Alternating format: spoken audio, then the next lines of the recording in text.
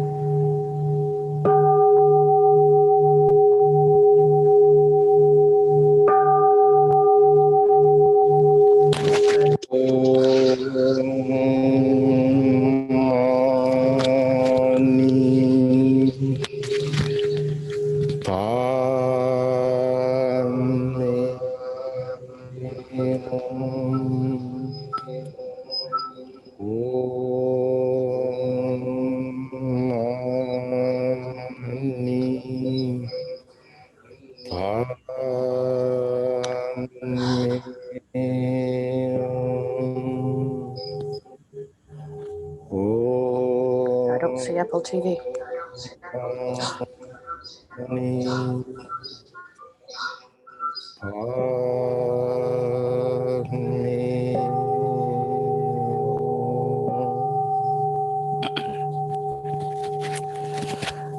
Good morning and welcome to the Zoom service today.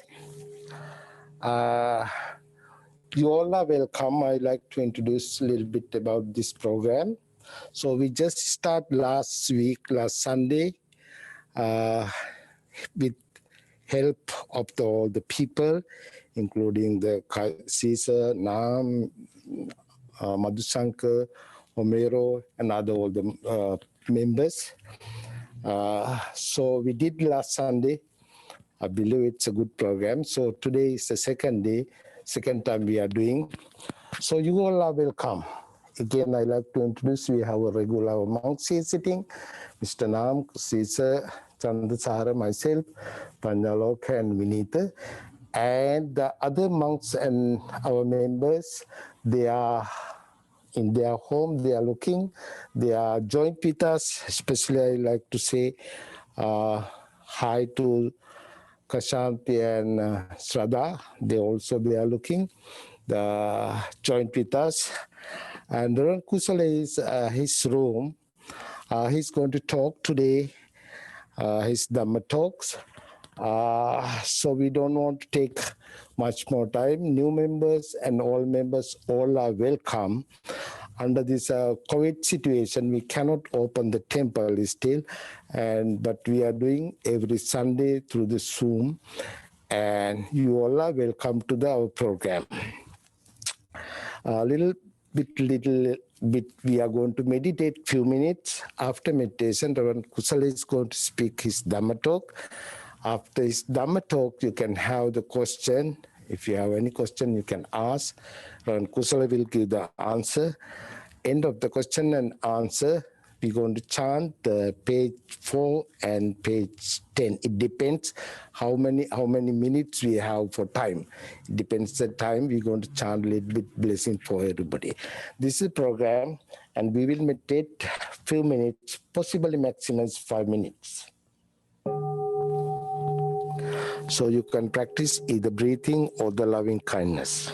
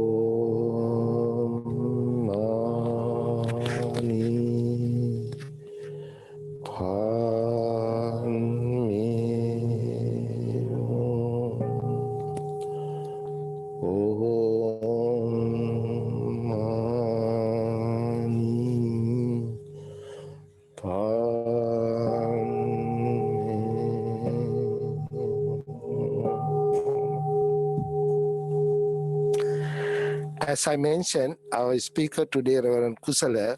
Reverend Kusala, you can start right now your Dhamma talk.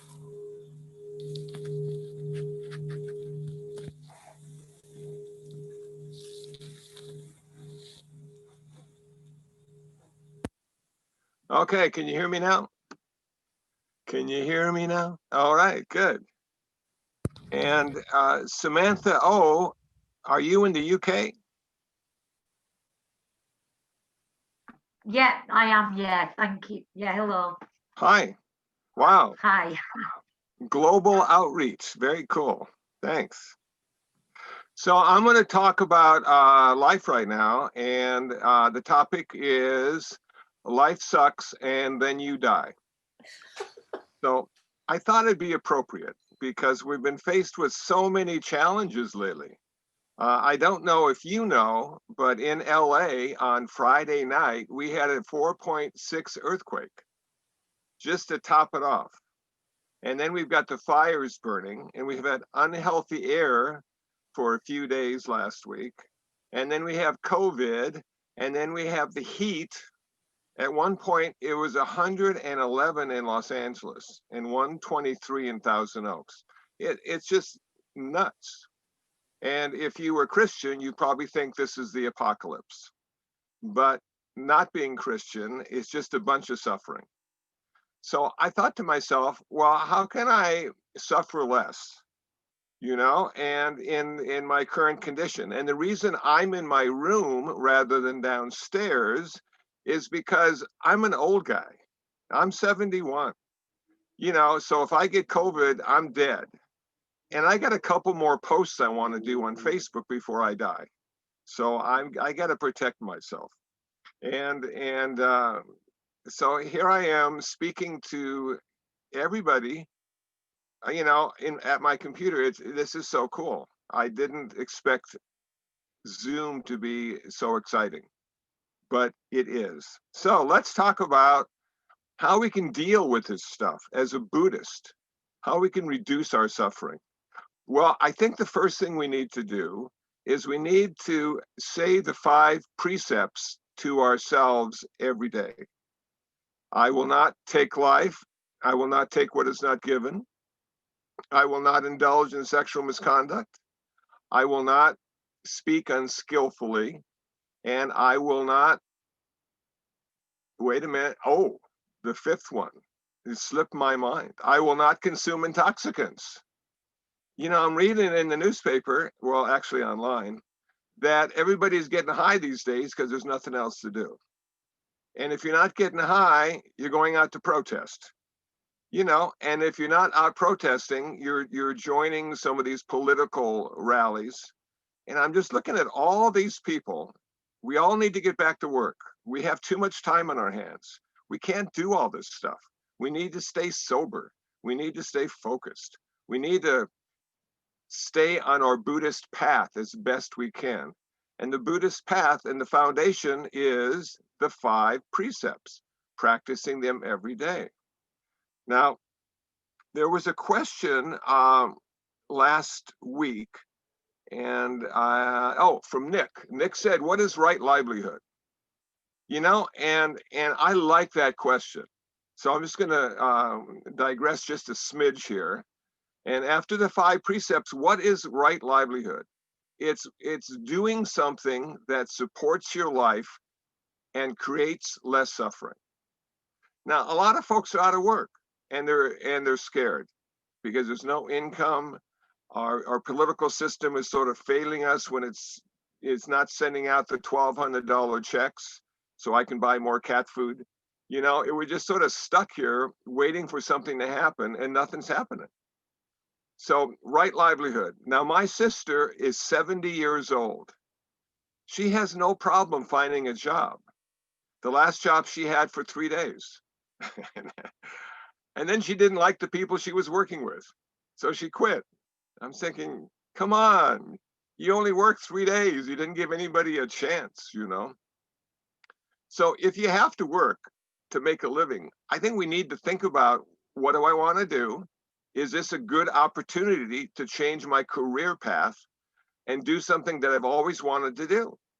Something that benefits humankind and myself as well. Something that stays in the parameters of right livelihood. And it's hard to understand that this is an opportunity for all of us to really look at our life and say, okay, what does my life mean? What does it mean to me? And what does it mean to other people? And I don't know if you've had the wonderful experience of having a million thoughts come up about everything you've ever done in your whole life because you've got too much time on your hands, and half the stuff you hate and the other half the stuff you wish you didn't do. And once in a while, there's something that you're happy that you did. Well, you know, we can't go back and change it. So the only thing we can do is change our mind about how we reflect on the stuff we've done and the stuff we're going to do. We still have a lot of future ahead of us. I have less being old, but all you young guys out there, you got some time on your hands. You can do other stuff. You might want to make less money and do something you like, or make more money and do something you don't like. You know, we have an opportunity. So here we go with the 5 precepts. And what happens after the 5 precepts? We got to meditate. We got to reflect. We got to sit down in the quietude of our life and just let the mind relax. Now, I do breath meditation because I'm always breathing, and I figure that's a good object to watch. And it allows me to come to my breath which is always happening right now. You know, some people like candles, and some people like CDs, and some people like guided meditation, and all that stuff is fine, but then you need all that other stuff. You need the CD player, you need to find a candle, you can't find the matches. How am I going to light the candle? You know, it's just like, okay, your breath is there, man. All you got to do is watch your breath. You know, and when I say watch your breath, unless it's December in Milwaukee, you're not going to see your breath. But when I say watching your breath, it's just being aware of the sensation of breath coming in and going out, coming in and going out. And the remarkable thing about breathing, if you don't for 5 minutes, you're dead. And somehow our whole life, we haven't had that 5 minutes of not breathing yet. We're still here. It's such an amazing thing to think that after all these years and all the stuff we've done and the missteps we've made, that we're still here. So breathing allows us to see ourselves in a much different way and see basically how impermanent life can be. 5 minutes not breathing, 7 days not drinking water, eating food. In my case, maybe 30 days of not eating food. And then you go, wow, you know, and then fires, earthquakes, gosh, we're still here. So we do have something to be happy about, but because we're here, we need to do something with our mind. And meditation allows us to cultivate our thinking, to allow our thinking to be more skillful, to come to a place of acceptance with every thought and not giving it a value of this is a good thought or this is a bad thought, but simply this is a thought. Thinking. That's it. That's all we do every day and every night is we just think and think and think. And maybe that's why some people are heading over to the liquor store to get their 6-pack because they're tired of thinking. But you know what? As a Buddhist, we don't have to get that 6-pack. All we got to do is sit down for a few minutes and bring our attention to the object of meditation and let the mind settle. And in that settling, we start to feel bliss and happiness and comfort. It's all there. Every fear we've had has been in our mind. Every moment of happiness we've had has been in our mind. It's not outside. It's not the body. Our body has never been happy. Our body has never been fearful. It's the darn mind that keeps giving us the hardest time. So this meditation practice that as a Buddhist we could do on a daily basis will allow us to come to a place in our life of our present moment existence. And that is a wonderful place to be as long as you're not in a burning building. Because most of the stuff that's going on right now is just how it's supposed to be, you know, and I like that. And I like getting there once in a while. But I don't want to get rid of past or future either, because I realize past and future is just more thinking. So as we go into the future of our thoughts and we reflect on the regrets of our thoughts in the past, we can understand that thinking can bring us to the present moment. Thinking can allow us to prepare for the future, and thinking can allow us to get rid of the regrets of the past. So we don't want to deny the importance of thinking, but once in a while, it's nice just to turn down the volume, not have those thoughts shouting at us all day long, you know? In my case, when I go to the grocery store now with my mask and my hand sanitizer, my mind shouts to me on the cookie aisle, the Oreos are on sale today, Kusala. Come on, man, don't pass those up, you know? So I've got to turn down that volume. I don't need the Oreos today. Okay, so now we've got the 5 precepts. We've been practicing those. We haven't killed anything lately. We haven't stolen anything lately. If we have had sexual conduct, we've of course worn our mask, and we're not lying as much as we used to. and we're not getting intoxicated as often. Okay, cool. Now we're meditating and cultivating our mind. Now the idea is to become aware of the three aspects of Buddhist wisdom that will free us from the fear and anxiety that we're feeling right now. Because we, as humans, sitting in front of our computer screens, have never gone through this before. I was reading some stuff on the 1918 flu epidemic, and I'm going, wow, they all wore masks too. And they went to watch athletic competition with their masks on, just like we are when football Sunday. Everybody's got their masks on or their cardboard cutouts, you know. But this is unique because we're able to contact each other. We're able to understand the importance of wearing a mask. And let me say, this is not a political statement, but when I wear a mask, I'm doing it not for me. Well, a little bit because it makes me look better, but I'm doing it for you. So you don't get what I have, which is a terrible sense of humor. You know, it's just, we gotta think about other people. And the best part about Buddhism, when I started to get into the Buddhist philosophy, is the fact that we are actually all interconnected and all interdependent. None of us live alone or separate, even though sometimes we think we do, but we don't.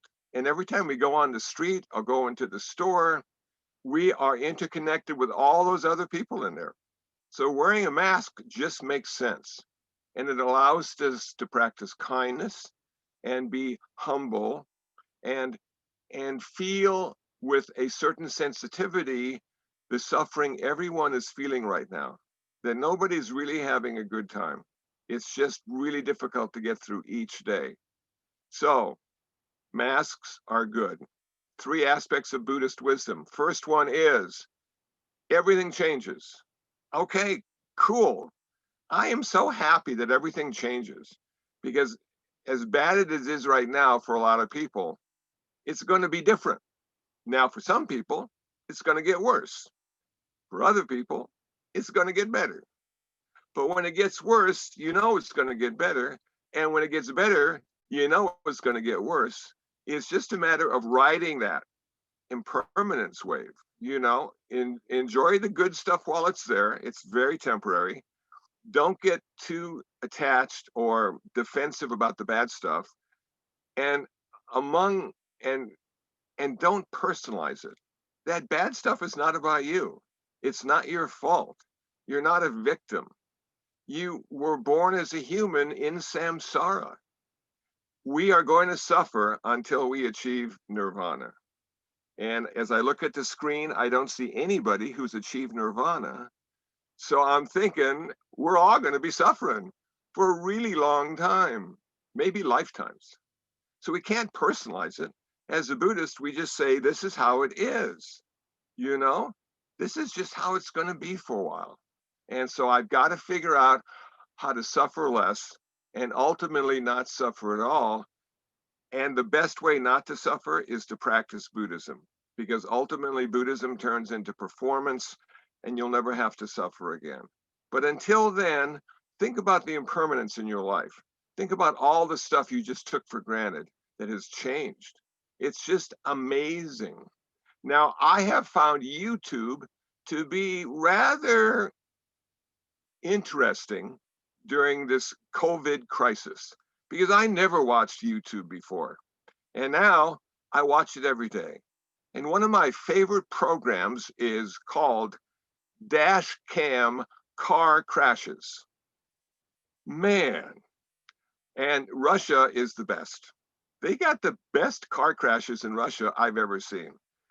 But what I have come to understand is life is very temporary and changes in just a matter of a millisecond. So please drive carefully and buy your dash cam so you can submit your video to YouTube and make people like me smile, because I haven't seen anybody get hurt, but I've seen so many cars just in pieces. And I'm going, wow, there is something interesting on YouTube. And also another one I found is is the daily walks. People are walking all over the United States and Europe with cameras. And so you get to go on walks with them. And I like Action Kid in New York.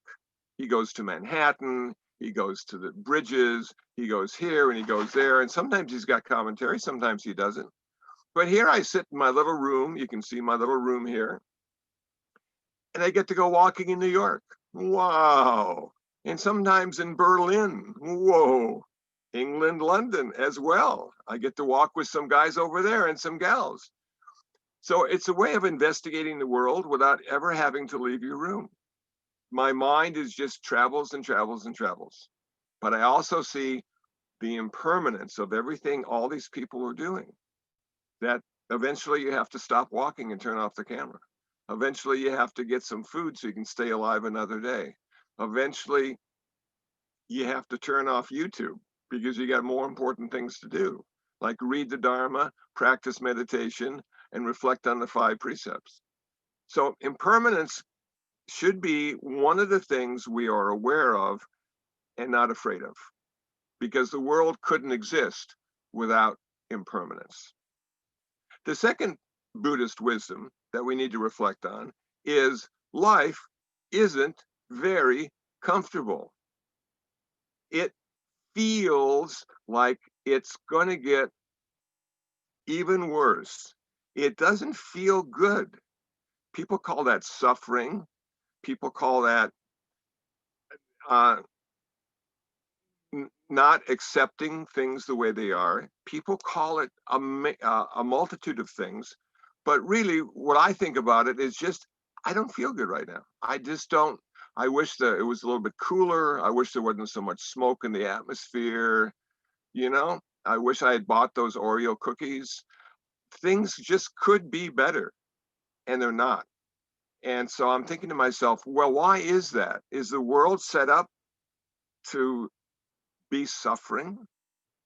And before I became a Buddhist, I didn't suffer at all. I was very happy. I thought, wow, look how lucky I am. I got a girlfriend, I got a car, I got a job. Look at all the clothes I get to buy. Man, life is just really good. And then I found Buddhism.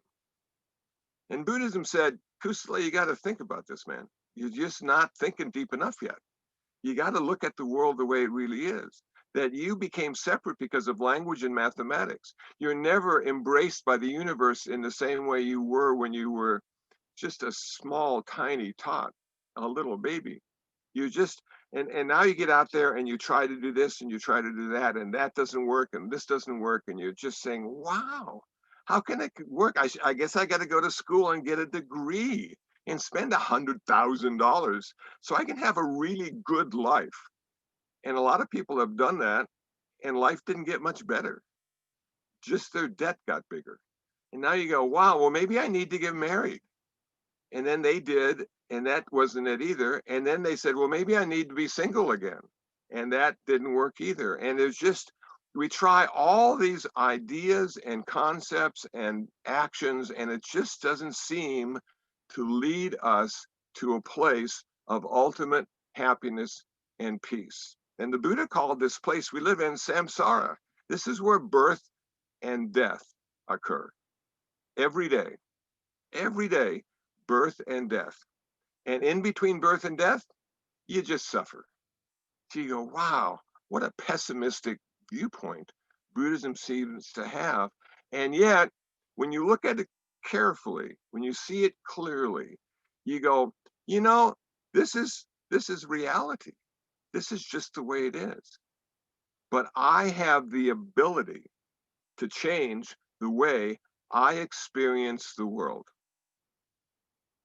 I have the ability to change the way I experience the world and end my suffering. Now, I have looked carefully around Los Angeles and have not seen suffering outside of my mind. I can't find suffering as a color or a sound or a touch or a taste. I can't find it. So I said to myself, suffering is internal. It's the way I experience the world. That's why I suffer. That's why I don't feel comfortable in a lot of situations. It nothing to do with outside and everything to do with inside. Now, outside gives us pain, and when we relate to the pain in a certain way, we suffer. And one of the things I found out about going to the hospital years ago because of a cat bite is the doctor was there to relieve my pain. And if I had a religious person there, they'd be there to relieve my suffering. Okay, so one is for the mind and one is for the body, and we can take all sorts of pills to end our pain, but there are really no pills to end our suffering ultimately. Temporarily, we can go unconscious, but we always seem to wake up to the same old stuff again and again and again. So if we look at suffering as being just the way it is, and we see we have the option of changing the way we experience the world, therefore reducing our suffering, we are accountable for our suffering. It's up to us. Number 3, this is the weird part about the whole thing. We have impermanence, we have suffering, and there's no one there to suffer. We're not who we think we are. We never have been. We have this illusion of ego and personhood and self, which is there, undeniable. It is there. We do exist as a person, and that's how people relate to us at a relative level. But at an ultimate level, we're simply just another process from being created by circumstance and place and thoughts and experience and history and future. All those things combined create us moment by moment. Fascinating. So if there's no one there to suffer, where does all this suffering come from? It comes from personhood. It comes because we exist at a certain relative level, and that doesn't go away until we achieve nirvana. But it doesn't mean we disappear. Now we simply do things without having to be anybody. Things just do themselves. We are not in charge any longer. Wow, how cool would that be? How cool will that be once we finally reach the end of our practice and come to that place of nirvana, never having to suffer again? And after we have achieved nirvana and we die, we never have to be reborn again. Now, I know everybody wants to go someplace when they die, and we've got plenty of heavens in Buddhism, and we have a lot of hells, unfortunately, as well. And we have nirvana. But when did our suffering start? It started because we were born. Okay. And because we were born, we get old. And because we get old, we are going to die. And it continues lifetime after lifetime after lifetime. Nirvana is the way out. Nirvana is a radically different way of existing. It falls in between existence and non-existence, which we can't understand because we need dualism in order to have understanding. So this is a non-dual idea of life after death. But is it really even life? Is it really even existence? We can say with some certainty that nirvana after death is a pretty comfortable place to be, and you'll never have to worry about returning again. So as we practice in these really difficult times, keeping the 5 precepts, understanding how important wearing a mask can be, understanding that we need to meditate so we can continue cleansing our mind, cultivating our mind, not personalizing all the stuff we've done, and not having regrets about the future. That the future is going to be what it is, and it's our job to be ready for it, whatever it is. And the 5 precepts and the meditation and understanding the 3 aspects of Buddhist wisdom, impermanence, suffering, not self, will prepare us for anything that happens in the future. And will it be good? Will it be bad? That's just a value we give it. We have no idea. We have no idea how it's going to turn out. And to be honest with you, that is the most exciting part of life. We don't know. Some of the wisest people I've ever listened to, when asked the question, what's going to happen? They simply say, I don't know. And that allows them then to be ready for any possibility in the future. So don't know is a wonderful mindset to carry with you in these times. Don't get too attached to the bad. Don't get too attached to how good it's going to be. Simply understand that we live each day, we walk one foot in front of the other, and we're awake as much as we can be to all the circumstances that can bring us happiness and sadness, joy and pain, and we get to choose, and we get to change the way we experience it. So I'm going to stop right there. I know Shraddha's have a good time listening to me. I can tell by his face there. But does anybody have any comments on what I've said? I hope I didn't depress anybody too much, you know, but these are depressing times. So, you know, but tonight we have the Emmys. So, I mean, how good can it get? I mean, you know, sorry, this is LA, so we have to say those things. Okay, question? Anybody got a question? Comment? Answer? Okay, Nick. Start the question. Can you hear me? Yes, Nick. Thank you very much for your generosity in giving the talk today. You're my favorite stand-up. Thank you. During this time of quarantine and all the temples being closed, how do I find a Dharma teacher or a meditation teacher? You too. Well, you know, they will find you. You don't have to go out and search for them. And actually, everything in your life is your teacher. You know, I've often thought that, you know, I've got a variety of teachers. Some show me what to do. Some show me what not to do. Most of them show me what not to do. And then, you know, one of my teachers was Shinzen Young. He was here. He was a vice abbot. Another teacher was Dr. Ratnasara. You know, and so they come and go out of your life. And then somebody the other day said, well, who's your teacher now? I said, well, the Buddha. He's the best teacher. I just needed the other people in my life to sort of interpret what the Buddha said so I could have a deeper understanding. But at some point, if you practice long enough, what the Buddha says makes sense, and it's deep and allows you to find your freedom. So I wouldn't worry too much about finding a teacher. Just keep going to Dharma talks and watching YouTube. There's a lot of good teachers up there. And sometimes they'll validate what you've experienced, and sometimes they'll invalidate it. But no teacher that I have met has ever had the same experience as I have.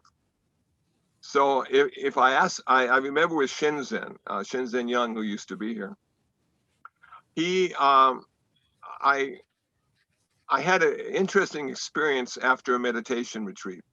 So I went up to Shinzen. I said, Shinzen, let me tell you what happened. And I explained in great detail my experience after the retreat. And he looked at me and said, progress. And I'm thinking, what the hell does that mean? Progress. So sometimes, you know, you need people to validate you. Sometimes you need people just to listen to you.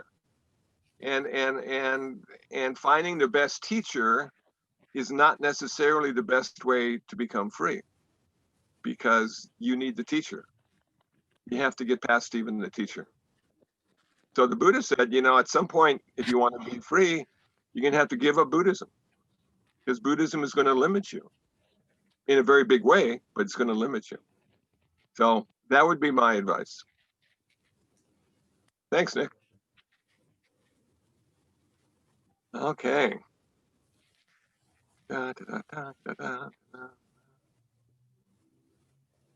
Anybody else have anything they'd like to say? Maria. Oh, Shanti Gill. Your microphone's off. Hi, Kusala. Hi, everybody. Yeah, I'm Maria, but Shanti is my son. Thank you for your talk, Kusala, always. So I was thinking about, sufferings in the mind, impermanence, noble truths and so on. So I was thinking about then, what motivates the Bodhisattva? Because the Bodhisattva knows these things well. So what motivates the Bodhisattva? What motivates the Bodhisattva? And because you're a social worker, you're sort of like a Bodhisattva going out there into the world. I think what motivates the Bodhisattva attitude is the direct experience of the interconnectedness and interdependence of all things. That the homeless guy on the street isn't you at a relative level, but it's you at an ultimate level. And their suffering becomes your suffering. And as a Buddhist, our job is to end suffering. It's not to find him a home, but if we can find him shelter, he'll suffer less. It's not to find him food, but if we find him food, he'll suffer less. So our job is really just to reduce the suffering as best we can. And sometimes we can't. Sometimes no matter what we do, the suffering is still there. But it's our suffering as well. So for me, the Bodhisattva is someone who has directly experienced the suffering of all humankind and realized it was their suffering. Thank you. Thanks for the question. Thank you. Yes, peace. Hello, Kusala. Yeah. I enjoyed seeing you at Leisure World when I lived in California.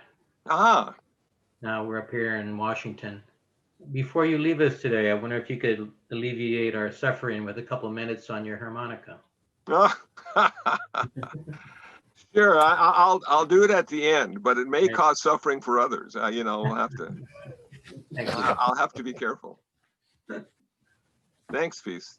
Yes, Ray in LA. Hi, neighbor. Thank you very much for your Dhamma talk. I get suffering. I get impermanence. I'm having a difficult time with this concept of no self, not self. Can you elaborate on that a little bit more, please? Yeah, I can. And not self took me a really long time to wrap my head around. And there was a book called The Spectrum of Consciousness by Ken Wilber. And this was the first book he wrote. And I found a dog-eared copy at the old Bodhi Tree bookstore on Melrose. And I didn't know who Ken Wilber was, but I started paging through the book and said, this is it. This is the book.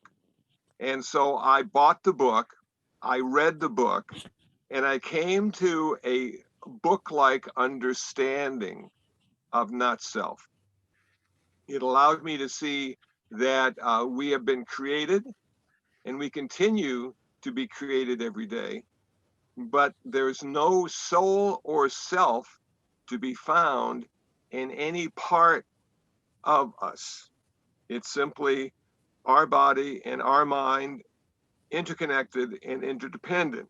Now, there are some characteristics that seem to be ours because of the way we've been put together, because of all the past lives we've experienced and this life as well, that allows us to act in a certain way. So people can recognize us and people can say, hi, Kusala, how are you?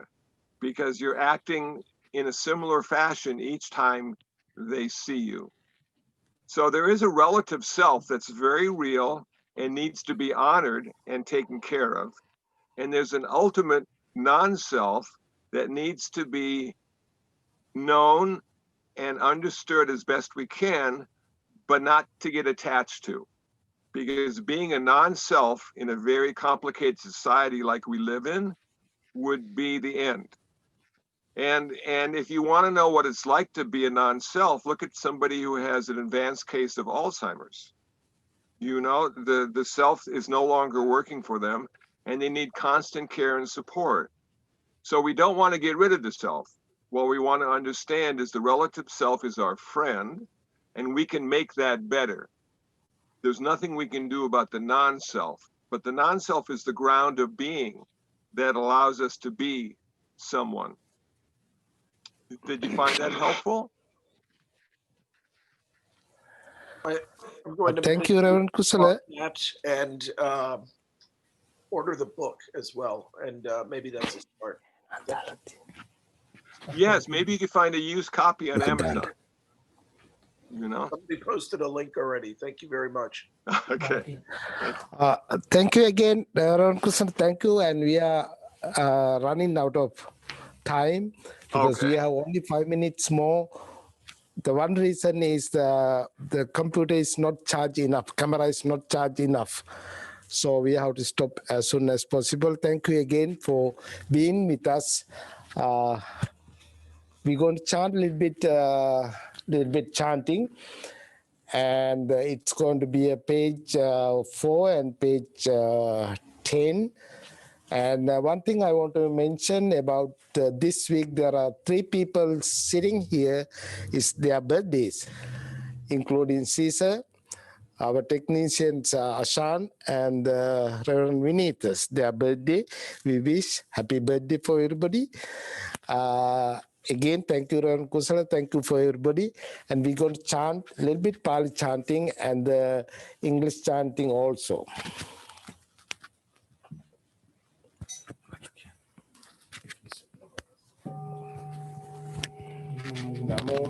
තස්ස භගවතු අරහතෝ සම්මා සංබුද්දස්ස නමෝ තස්ස භගවතු අරහතෝ සම්මා සංබුද්දස්ස නමෝ තස්ස භගවතු අරහතෝ සම්මා සංබුද්දස්ස ඉතිපිසෝ භගවාන් අරහං සම්මා සංබුද්ධෝ විජ්ජාචරණ සංපන්නෝ සුගතෝ ලෝකවිදු පුරිස ධම්ම සාරති සත්තා දේව මනුස්සානං බුද්ධෝ භගවාති කාතෝ භගවතා ධම්මෝ සංදිට්ඨිකෝ අකාලිකෝ ඒහි පස්සිකෝ ඕපනයිකෝ පච්චත්තං වේදිතබ් විඤ්ඤෝහිති සුපටිපන්නෝ භගවතෝ ශාවක සංඝෝ උජුපටිපන්නෝ භගවතෝ ශාවක පටිපන්නෝ භගවතෝ ශාවක සංඝෝ සාමීචි පටිපන්නෝ භගවතෝ ශාවක සංඝෝ යදිදං චත්තාරි පුරිස පුග්ගලා ඒස භගවතෝ ශාවක සංඝෝ ආහුනේයෝ පාහුනේයෝ දක්ඛිනේයෝ අංජලි කරණී අනුත්තරං පුඤ්ඤක්කෙත්තං ලෝකස්සාති සම්බීතියෝ විවජ්ජන්තු සබ්බ රෝගෝ විනස්සතු මාතේ භවත්වන්තරායෝ සුඛී දීඝායුකෝ භව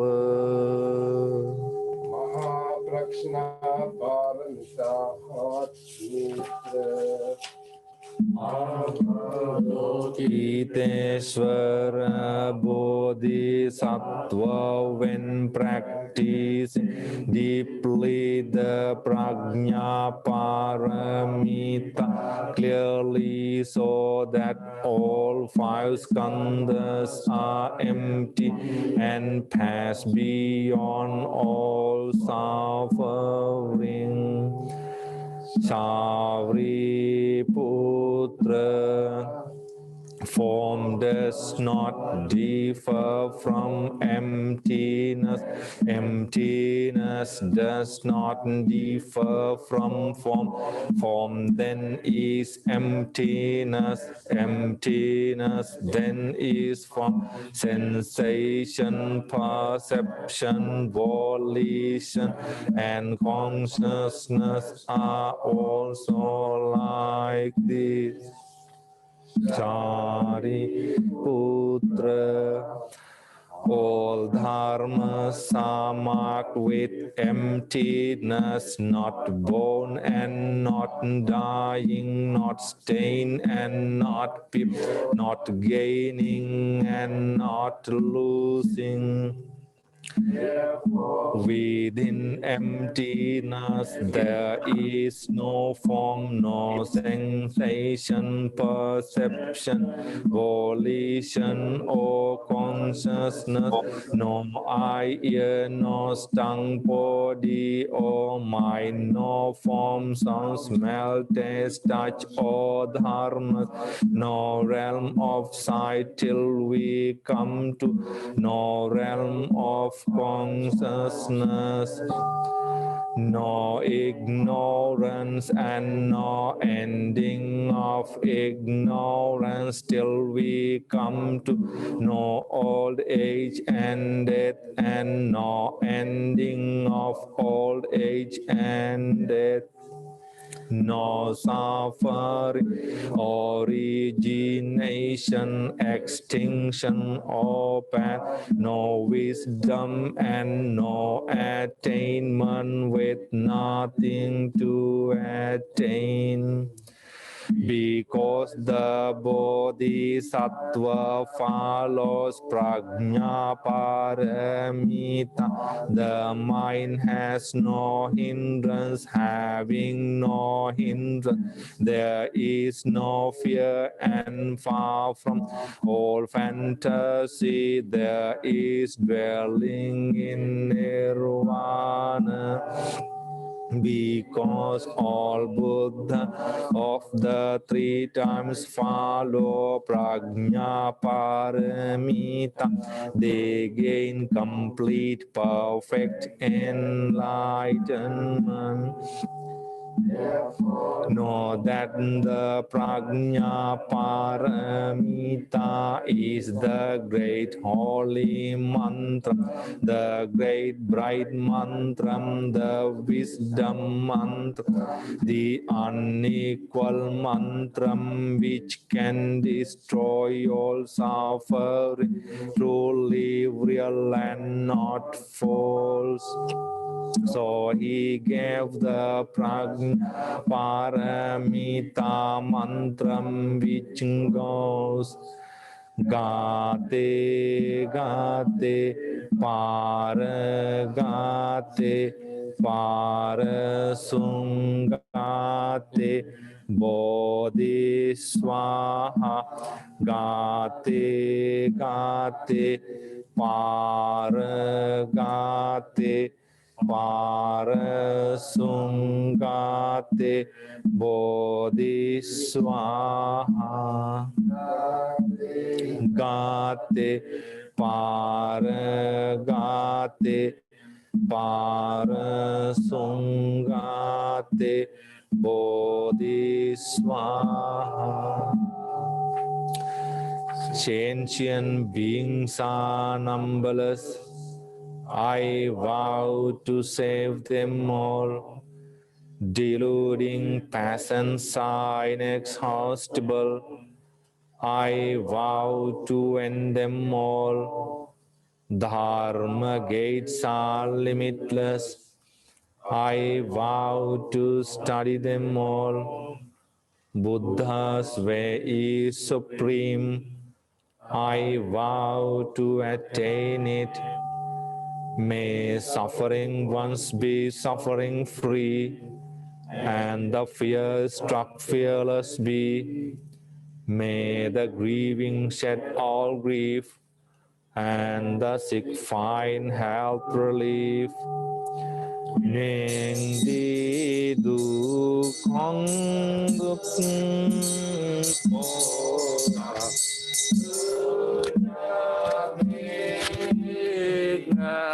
đặng dự chúng sanh giai cộng an Phật đạo. Nguyện di tự không đức phổ cập nhất thiết ngã đặng dự chúng sanh giai cộng an Phật đạo.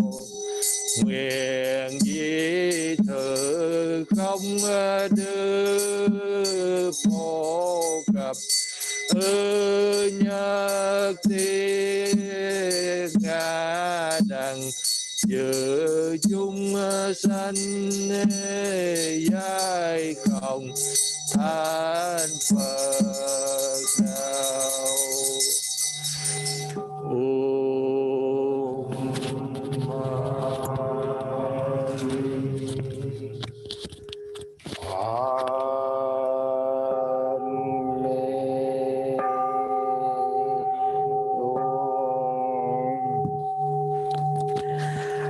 Thank you, everybody. Especially, I'd like to thank for the Reverend Kusala and all the other members who joined with us today. Thank you again for everybody. Thank you, Mr. Nam and Sisa and the Mandut Sankha and all the other monks here. And next week, next Sunday, Reverend Panyaloka is going to give a Dhamma talk. So please join with us next Sunday also. By the power of the Buddha Dhamma and Sangha, you all be well and happy. Sadhu, sadhu, sadhu.